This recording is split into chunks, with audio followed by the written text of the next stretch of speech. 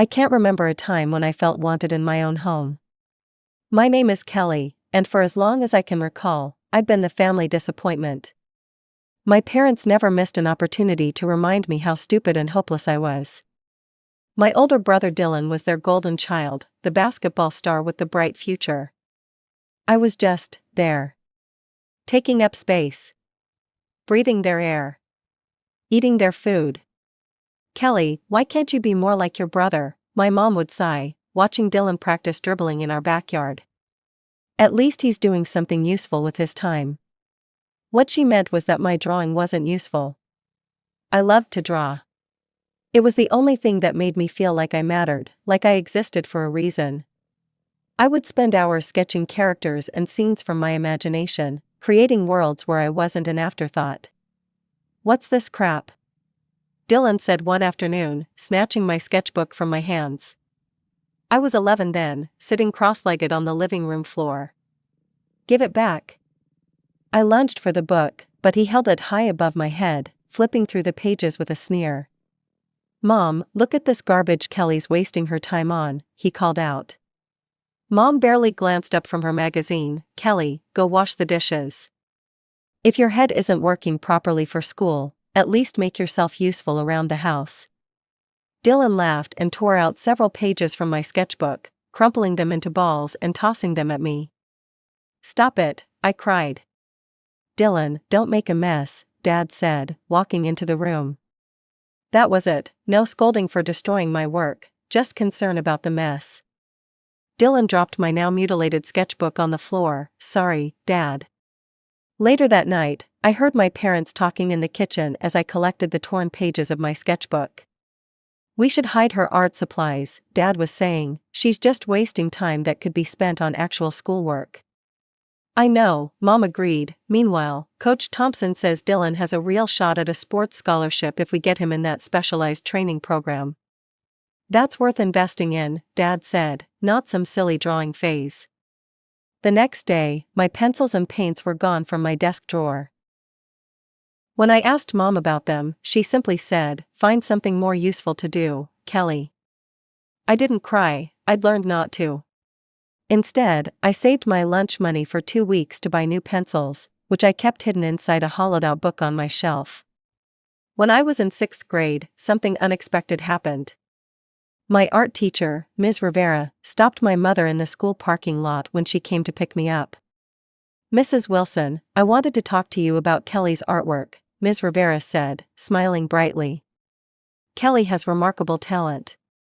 Her sense of perspective and character design is extraordinary for someone her age. I think she would really benefit from some professional art classes. There's a weekend program at the community center that would be perfect for her." I stood there, heart hammering in my chest, hope blooming inside me for the first time in forever. Someone saw something good in me. Someone thought I had talent. Mom just shrugged. "We'll think about it," she said, pulling me toward the car. That night, I sat at the top of the stairs, listening to my parents talk in the kitchen. "That art teacher must be crazy," Dad scoffed, wanting us to waste money on drawing lessons for Kelly. "I know," Mom agreed. "If we have extra money, it should go toward Dylan's new training program. He's the one with a real future." I clutched my knees to my chest, tears silently streaming down my face. I wasn't surprised, but it still hurt.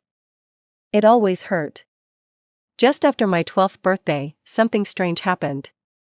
Mom and Dad announced we were going on a family vacation. "All of us?" I asked, unable to hide my surprise.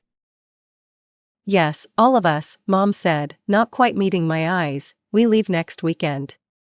It didn't make sense. Every other time they'd gone anywhere, they'd left me with our neighbor, Mrs. Patel. I was always told that I'd ruin the trip or that it was too expensive to take me along. The trip started out amazingly. Dad bought me ice cream twice. Mom let me choose where we ate lunch one day. They didn't even complain when I took too long looking at a display of colored pencils in a tourist shop. On the 3rd day, we drove to a pretty house in a town I'd never heard of. A woman with gray-streaked brown hair opened the door and hugged my mother. Kelly, this is my Aunt Maggie, Mom said. We'll be staying with her tonight. Aunt Maggie smiled warmly at me. It's wonderful to finally meet you, Kelly. I smiled back. I liked her immediately. She had kind eyes and a gentle voice. She made us a delicious dinner that night and showed me to a cozy bedroom afterward. When I woke up the next morning, the house was quiet, too quiet. Aunt Maggie? I called, padding down the hallway in my pajamas. Mom, Dad, Dylan? I found Aunt Maggie in the kitchen, making pancakes. She turned to me with a smile that didn't quite reach her eyes. Good morning, Kelly, did you sleep well? Where is everyone? I asked, a cold feeling spreading through my chest. Aunt Maggie set down her spatula and took a deep breath. Your parents had to leave early for an emergency. They asked me to look after you for a little while. What kind of emergency? When will they be back? Soon, she said, they'll be back soon. Now, how about some pancakes? A week passed, then two. I kept asking Aunt Maggie when my parents would come back. They'll call soon, she'd say, but her eyes told a different story. After a month, I couldn't take it anymore. I want to go home, I told her one morning over breakfast. I can take the bus, it's only one state away. Aunt Maggie put down her coffee cup and took my hands in hers. Kelly, there's something I need to tell you. She led me to her study and opened a drawer in her desk. She pulled out an official-looking document and placed it in front of me. Your parents, her voice cracked, they left you with me permanently. They signed over their parental rights. I stared at the paper. There it was in black and white, my parents' signatures on a document that basically said they didn't want me anymore. They told me that since I don't have children of my own, I could take you, Aunt Maggie explained quietly. I'm so sorry, Kelly. That night, I finally broke down. I cried until my eyes burned and my throat was raw. I cried for the little girl who had never been good enough, who had tried so hard to be loved. They'll change their minds, I whispered to myself in the dark, they'll come back for me. But days turned into weeks, and weeks into months. No calls, no visits, no explanation. Gradually, something shifted inside me. The pain didn't go away, but it changed form. Instead of a sharp, stabbing wound, it became a dull ache, always there, but manageable. I started to notice things about living with Aunt Maggie. She asked about my day and actually listened to my answers. She put my drawings on the refrigerator. She bought me art supplies without me having to beg or save or hide them. What's this? I asked when she handed me a large package on a random Tuesday. Open it and see, she said, smiling. Inside was a professional sketching set, the kind I'd only dreamed about before. But it's not my birthday or anything, I said, confused. Aunt Maggie laughed. Do I need a reason to get something for my favorite niece? After a year of living with Aunt Maggie, she officially adopted me. We went to the courthouse together, and when the judge pronounced us legally family, we both cried, but they were happy tears. I have something else to tell you, Aunt Maggie said as we drove home. I've enrolled you in art classes at the Cultural Center. The teacher there is amazing, she's worked with Marvel Comics. For the first time in my life, someone believed in me. Someone saw value in the very thing my parents had dismissed as useless. The art teacher, Ms. Chen, was even more impressed with my work than Ms. Rivera had been. You have a natural gift for character design, she told me after our first class. Have you ever thought about creating comics? I hadn't, but the idea took root. By 8th grade, I was designing the school newspaper's illustrations. By 9th grade, I had created my own comic series about a girl with the power to bring her drawings to life. This is really good, Kelly, my friend Zoe said, flipping through the pages of my latest comic. You should enter it in that youth artist competition. I don't know, I hesitated, praise still felt unfamiliar, uncomfortable. Don't be silly, Aunt Maggie said when I mentioned it that evening, of course you should enter. And we're going to start building your portfolio for college applications too. College? The word felt foreign in my mouth. My parents had never talked about me going to college. Absolutely, there are some excellent art programs out there, and with your talent, you could get scholarships. Throughout all this time, I never heard from my parents or Dylan. No birthday cards, no Christmas calls, nothing. It was as if they'd erased me from their lives completely. Sometimes, I'd look up my brother's basketball stats online or check my parents' social media pages. They seemed happy. There was never any mention of a daughter, a sister who was missing from family photos. By the time I finished high school, my portfolio was impressive enough to earn me a partial scholarship to the Rhode Island School of Design. When the acceptance letter came, Aunt Maggie and I danced around the kitchen like fools. "I knew you could do it," she kept saying. "I always knew." College opened up an entirely new world for me. I majored in illustration with a minor in graphic storytelling. I entered every competition I could find, winning enough prize money to help with expenses not covered by my scholarship. My junior year, I submitted a comic to an industry competition and won first place. The prize included publication and mentorship with an established artist. "This could be your big break," my advisor told me. He was right. By the time I graduated, I had published 2 successful indie comics and had gallery shows featuring my character designs and concept art.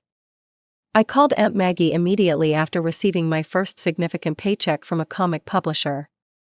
"We're celebrating this weekend," I told her. "I'm taking you out to the fanciest restaurant in town."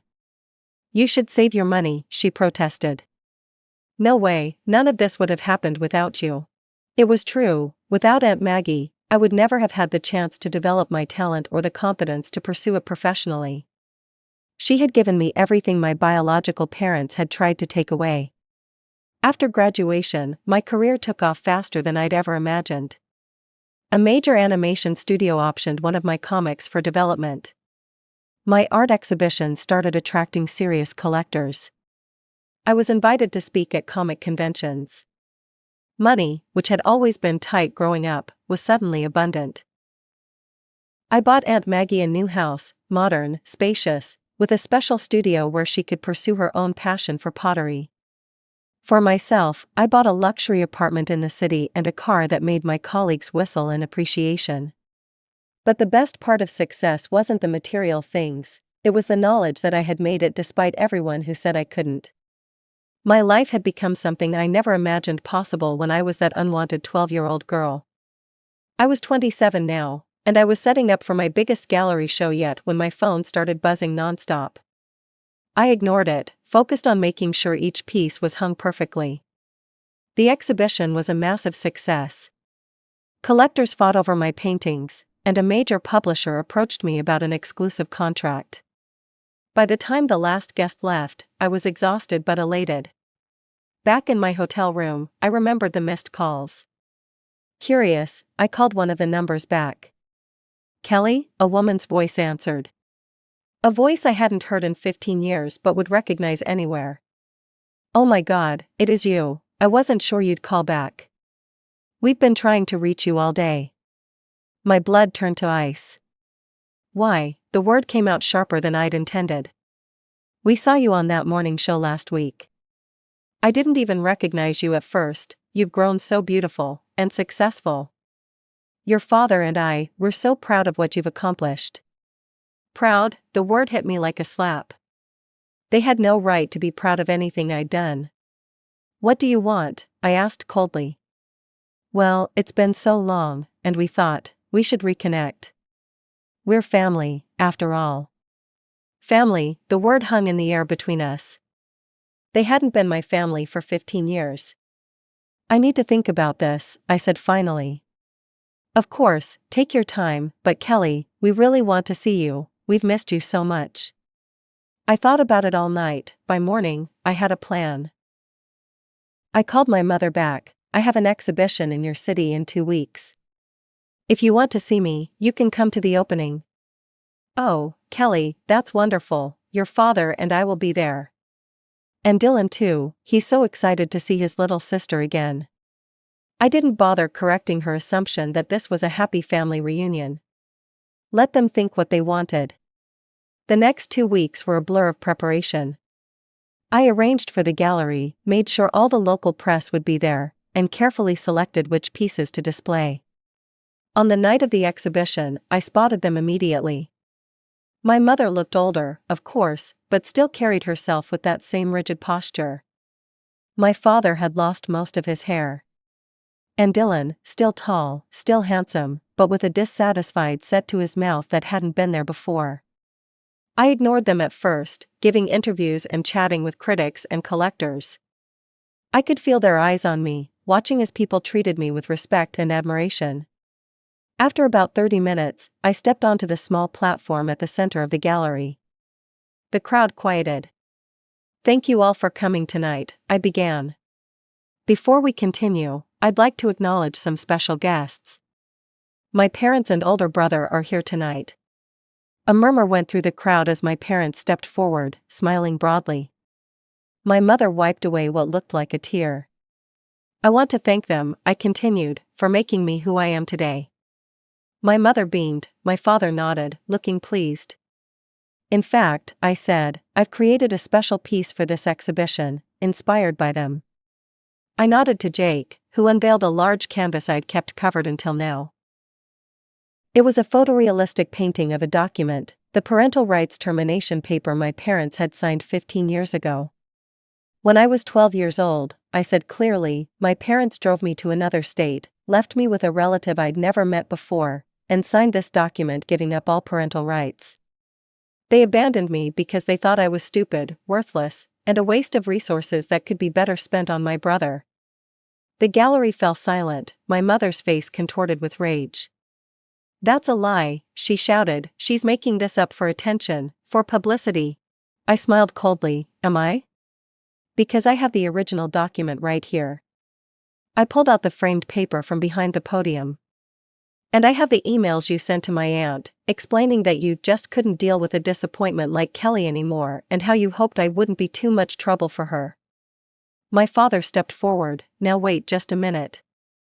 I also have the official adoption papers showing that my aunt, my real mother in every way that matters, legally adopted me a year after you threw me away."